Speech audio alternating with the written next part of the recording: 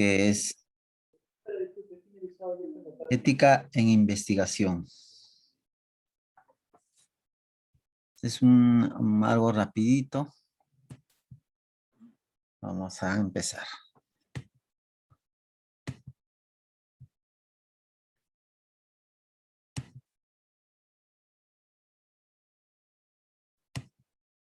¿Me puedes poner de coanfitrión para poder compartir? Claro que sí, doctor.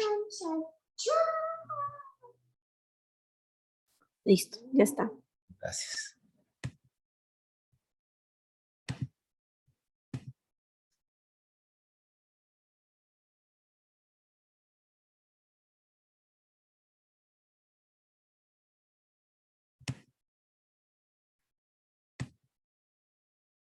¿Se ve la pantalla? Sí, doctor, se puede ver. Perfecto. Gracias.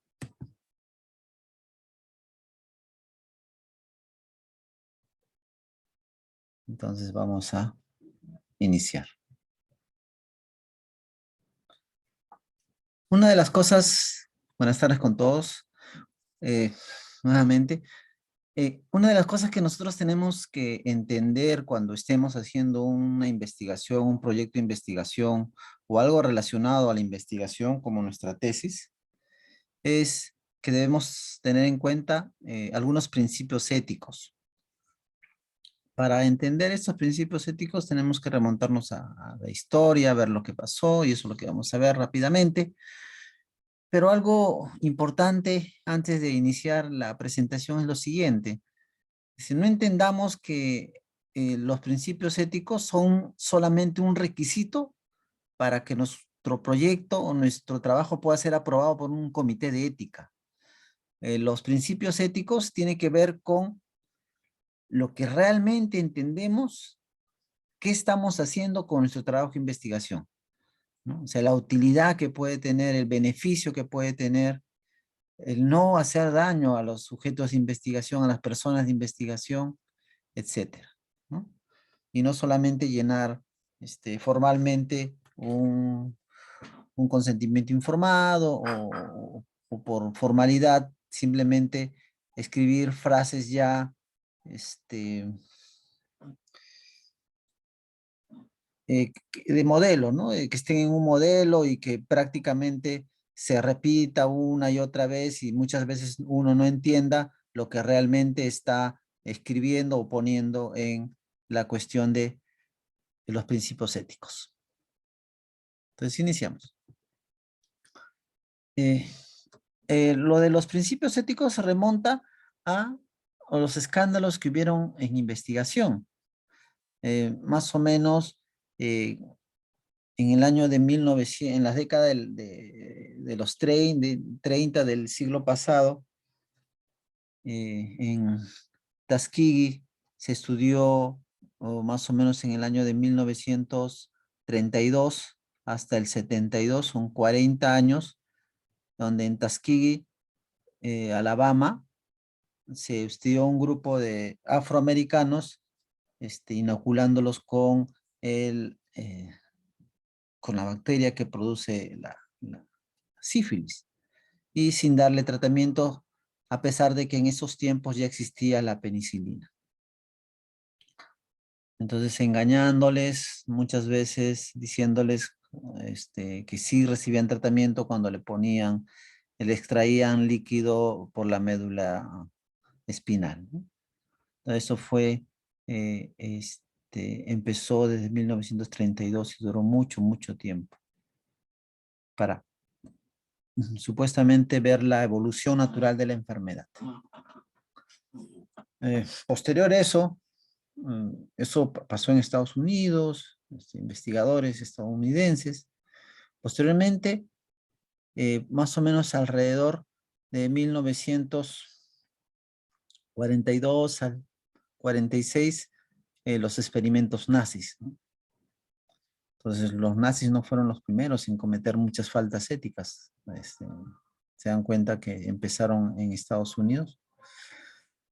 En 1944, también experimentos con radiación en humanos. también en Estados Unidos. Entre 1946 y 1948, por 2 años, estudiaron eh, a- a- la sífilis también, si los tratamientos que se daban eran efectivos o no eran efectivos, pero lo que hacían era inocular, enfermar a los pacientes, ¿no? Esto es muy reconocido en el gobierno de Obama. Esto de acá pidió disculpas. Y esto ocurrió entre 1946 y 1948, simultáneo a lo que pasaba en Tuskegee.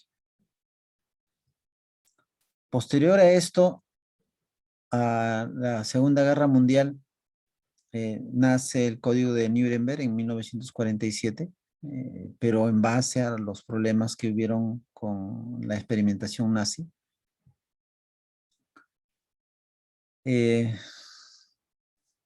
Más o menos en Estados Unidos, en la década de los 50 del siglo pasado, Estados Unidos lo que plantea es ciertas pautas para la investigación, pero que en realidad muchas veces no se cumplieron.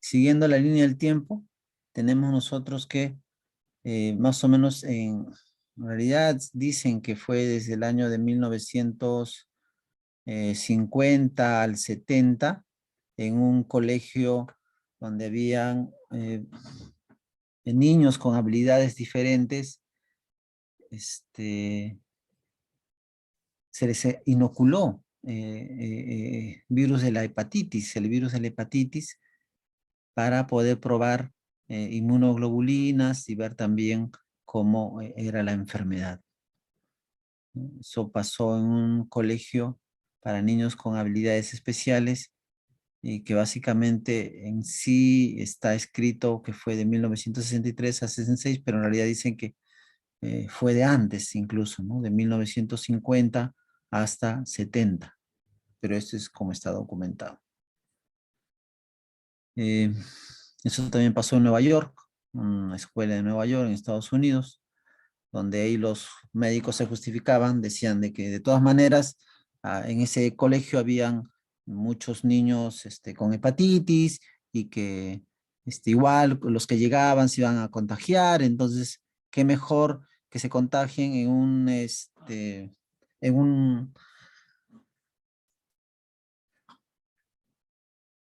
dentro de un control, dentro de un control por parte de los médicos, excelentes, algo así, ¿no? Eso es lo que uno de los investigadores, al final en su descargo dijo, ¿no? Igual se van a contagiar, nosotros lo estamos contagiando de una manera controlada y les damos un tratamiento.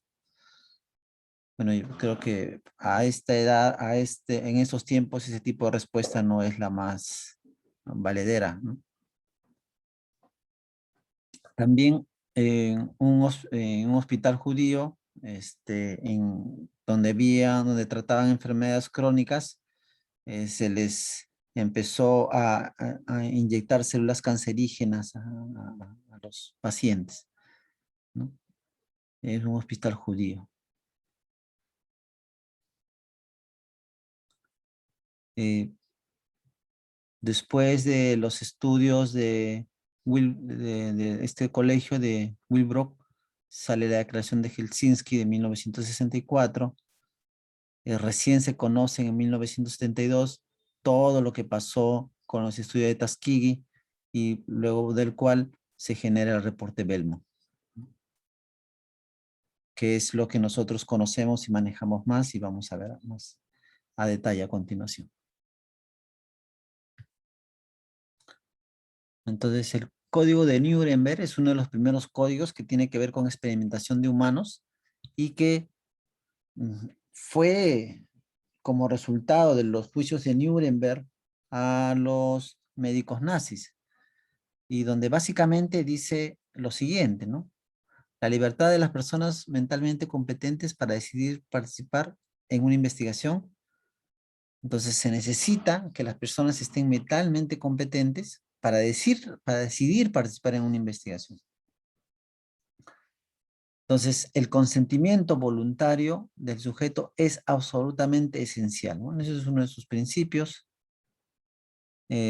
Hablan de personas mentalmente competentes, ojo. La calidad científica de la investigación, incluyendo una adecuada relación régimen potenciales, ¿no? Entonces, hay que garantizar la calidad científica de la investigación. Entonces, y también tienen que participar personas que estén formadas para tal.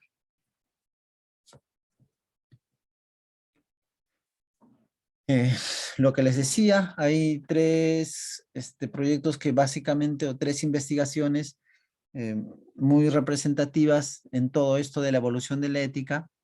Acá más o menos entre 1956 y 73 se infectaron deliberadamente a niños, ¿no?, con deficiencia mental, niños con habilidades especiales, con virus de la hepatitis.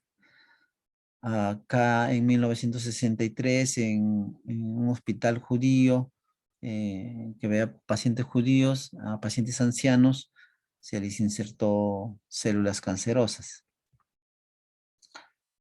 Y esto lo que pasó en Tuskegee, ¿no?, en 1932 al 1932 al 72. De todo esto, de lo que pasó en el hospital de,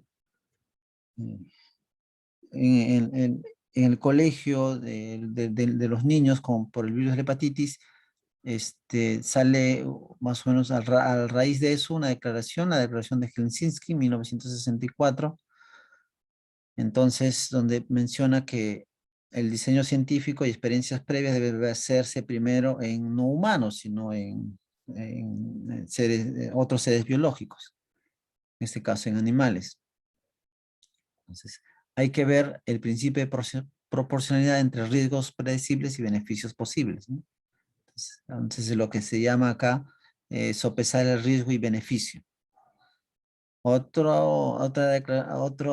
parte de la declaración de Helsinki está dada porque menciona el respeto a los derechos del sujeto, prevaleciendo su interés por sobre la ciencia y la sociedad.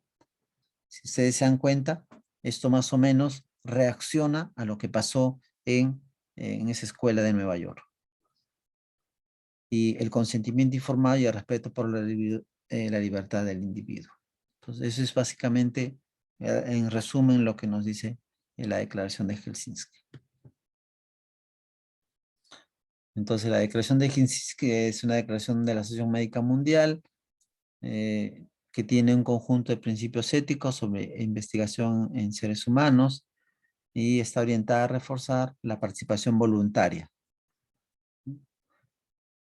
Y la última actualización de la declaración de Helsinki es del 2013. ¿Qué pasó en los Estados Unidos? En los Estados Unidos, luego de Tuskegee, el Congreso de los Estados Unidos crea la Comisión Nacional para la Protección de Sujetos Humanos de Investigación Biomédica y de Comportamiento. Se define un board de asesoría ética, una junta de asesoría ética que trabaja mucho tiempo, más o menos alrededor de 4 años, para sentar las bases de la publicación del reporte Belmont, ¿no? Belmont era un auditorio, el reporte de Belmont se llamó así porque se hizo un auditorio que se llamaba Belmont. Entonces, ¿qué dice el informe Belmont? Este informe Belmont es el que nosotros usamos mucho en nuestros proyectos, en los trabajos de investigación, sin saberlo muchas veces. Establece respeto a las personas. Acá están los principios que básicamente nosotros mencionamos en nuestros proyectos, que es el principio de beneficencia, el de justicia en las investigaciones humanas, ¿no? Sus aplicaciones prácticas de este informe Belmont es que se necesita de un consentimiento informado para realizar una investigación. Debe haber un balance entre riesgo y beneficio y una selección equitativa de los sujetos de experimentación, que viene a ser la justicia. Entonces, estas son las partes del informe Belmont, que es y que básicamente tiene en la parte A límites entre la práctica médica y la investigación. En la parte B están los principios, respeto a las personas, la beneficencia y la justicia. Y la parte C, las aplicaciones, ¿no? Donde está el consentimiento informado, el análisis de riesgo-beneficio y la selección de sujetos de investigación, ¿no? Estas son las tres partes del informe Belmo, producto de la investigación que se hicieron en los ciudadanos afroamericanos en Tuskegee. Entonces, nuevamente, estas tres cosas, eso hay que recordarlo siempre y entenderlo, no solamente colocarlo en nuestro proyecto de investigación, diciendo de que vamos a respetar, vamos a beneficencia, no maleficencia, justicia, hay que entender, ¿no? El respeto se refiere al respeto por la autonomía y la autodeterminación. Entonces, eh, donde la persona va a decidir, ¿no? Va a decidir por sí misma si participa o no participa en la investigación. Esta persona tiene que estar consciente de eso y nosotros respetar esa decisión. Ahora, por ejemplo, hay personas en el cual tal vez no tienen la capacidad de la autonomía, están de repente bajo presión porque son reclusos, son personas hospitalizadas y muchas veces esa autonomía se siente disminuida porque nosotros tal vez somos sus médicos tratantes o por el personal que trata y eso de alguna manera puede influir, por más que de repente ellos no quieran participar, se sienten algo obligados. La beneficencia y no maleficencia. Entonces hay que hacer beneficio y no daño. El estudio debe ser para algo, para beneficiar y no para hacer daño. La justicia tiene que ver con el balance de riesgo y el beneficio, en el cual los beneficios superen ampliamente los riesgos de esa investigación. Y también tiene que ver con la protección a aquellos en situación de vulnerabilidad. Eh, Hay una serie de documentos que salen por el Consejo de las Naciones Internacionales de Ciencias Médicas, auspiciado por la Organización Mundial de la Salud, la Organización Panamericana de la Salud, en el cual hay propuestas de pautas éticas en 1982, pautas internacionales para revisión ética de estudios epidemiológicos en el 91. Saca una serie de documentos, ¿no? Que son los que están ahí. En los 80, el SION, la OPS y OMS brinda pautas internacionales para la investigación en seres humanos, señalan cómo aplicar en forma eficaz los principios éticos que deben regir la ejecución de las investigaciones biomédicas en seres humanos. Y esto con hincapié en los países en vías de desarrollo, ¿no? Dadas que muchas veces las circunstancias sociales y económicas y los reglamentos no están muy claros que digamos, por lo menos hasta hace unos 20 años. Entonces, ¿qué debemos entender cuando hablamos de respeto a las personas? El respeto a las personas incluye su autonomía, es su capacidad de decidir solo, por sí solo, sin presión. Entonces, el respeto a las personas también tiene que ver con la protección a las personas vulnerables. Por ejemplo, personas, niños, personas, por ejemplo, que dependan de nosotros, con nosotros de repente con un rango mayor, con una autoridad mayor, también nosotros tenemos que ver, entender de que, por ejemplo, si nosotros queremos hacer estudios en personas recluidas, de alguna manera pueden sentirse obligadas, aunque no quieran hacerlo. Entonces, el principio de autonomía, la fundamentación es que el propio sujeto determina su propia forma de actuar. O sea, él decide por sí mismo qué cosa va a hacer. Eso tiene que ver con la autonomía. La búsqueda del bien. La búsqueda del bien da origen a normas que buscan que los riesgos sean razonables frente a los beneficios previstos. O sea, de repente te puedes sanar de estamos probando un antibiótico y ese antibiótico es muy bueno, pero de repente te va a producir daño hepático, como ocurre con algunos antimicóticos que incluso ya fueron retirados del mercado. Entonces, eso puede ser, ¿no? Que el diseño de la investigación sea acertado, que los investigadores sean competentes, ¿no? Ahora, esto es muy importante. O sea, nosotros, al hacer una investigación, eh, la investigación demanda recursos, demanda tiempo, las personas que participan en ella también, las personas que van a hacer la investigación, que nos apoyan con el llenado de encuestas, con la recopilación de datos, etcétera, o a veces cuando hacemos nosotros entrevistas, ellos demandan un tiempo, ¿no? Entonces el diseño de investigación tiene que ser el más adecuado, porque si no estaríamos perdiendo tiempo.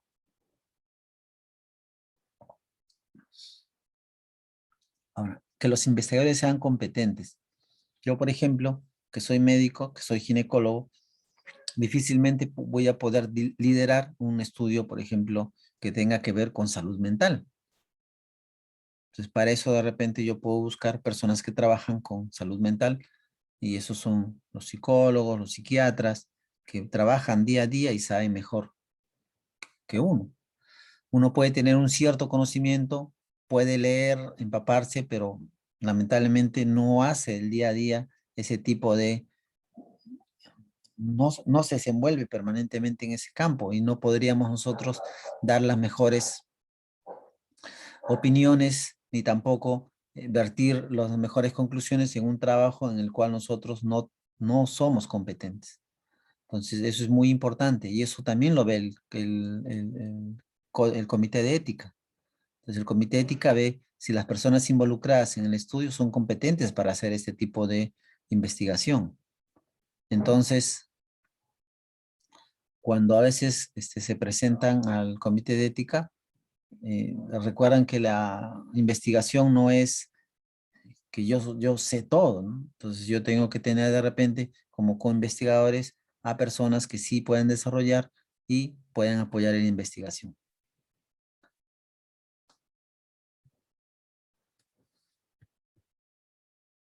El principio de beneficencia y la no maleficencia, ¿no?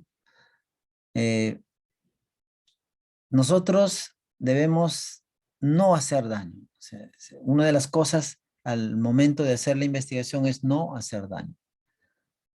Entonces, hay un principio de proporcionalidad, que los beneficios superen ampliamente los riesgos que nosotros podamos tener en una investigación.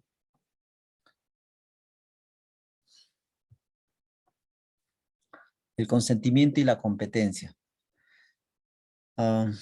Debemos obtener el consentimiento informado en la investigación clínica siempre que nosotros trabajemos con personas, aquel que le apliquemos una encuesta, si vamos a tomar una muestra, si vamos a tomar parte de su tejido placentario, etc.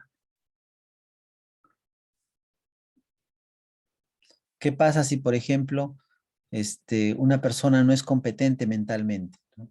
Entonces, siempre las leyes asignan a un tutor legal y ese tiene que también entender la investigación y también poder dar su aprobación. Los niños, los ancianos y a personas con dificultad mental deben ser incluidos dentro de grupos vulnerables, ¿no? Entonces, eso de ahí, la investigación en eso debe ser muy cuidadosa y la investigación debe ser bastante clara para poder entender que hay muchos beneficios si esta persona se incluye en la investigación, ¿no? Entonces, acá hacer investigación en ese tipo de poblaciones nos conlleva a nosotros justificar claramente la investigación.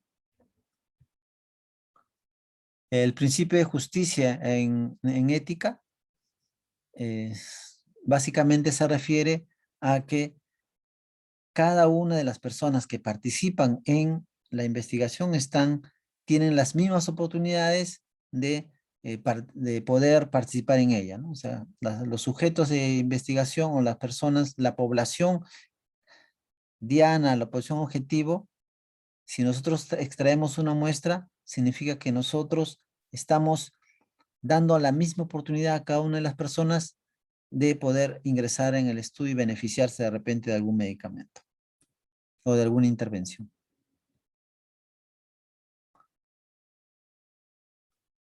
Es lo mismo. Ahora, ¿qué cosas nosotros debemos tener en los protocolos? En los protocolos, cuando nosotros hagamos nuestro protocolo, por lo menos debemos tener consentimiento informado cuando lo requiere el caso. Hay que valorar beneficios y riesgos y debe haber una selección equitativa de los sujetos de investigación. Y eso es básicamente cuando hagamos nosotros un muestreo aleatorio. Muchas gracias.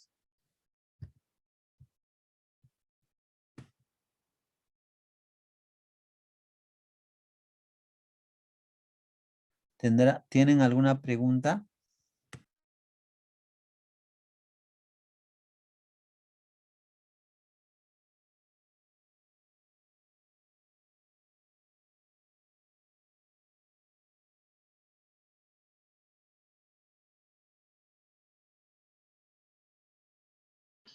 Perfecto, estaba hablando todo ese rato sin micro, disculpen. Muy bien, muchísimas gracias, doctor Arango, por su presentación. No sé si tienen alguna consulta, alguna duda para el doctor Arango. Vamos a abrir el chat. No hay ningún mensaje por ahora.